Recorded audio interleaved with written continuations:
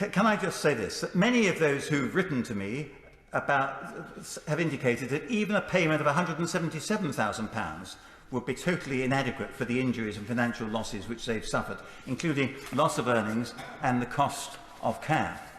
The range of adverse conditions caused by the vaccines is extensive.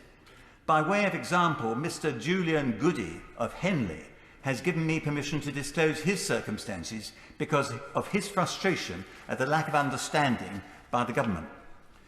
2 weeks after receiving his vaccine, Mr. Goody experienced acute pain throughout his body. He developed Bell's palsy, required treatment for his left eye which would not close, suffered bowel incontinence and severe fatigue.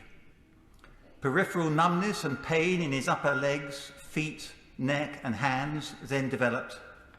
He was in and out of the accident and emergency department at the John Radcliffe Hospital for 2 weeks, being prescribed steroids, painkillers and undertaking multiple MRI and CT scans, electromyographs and nerve conduction studies.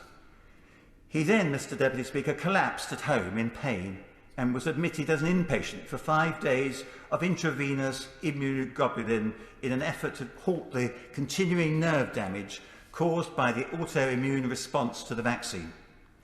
He was then diagnosed with Guillain-Barré syndrome, which is an autoimmune disease in which the body attacks its own myelin sheath. Does my honourable friend, having listened to those circumstances of Mr. Goody, believe that his case meets the 60% disablement threshold? And can I say to my honourable friend that I have received so many other reports of complicated symptoms which have been a real nightmare for our hard-working NHS to address, and for which there is in many cases no cure whatsoever. I happily give way.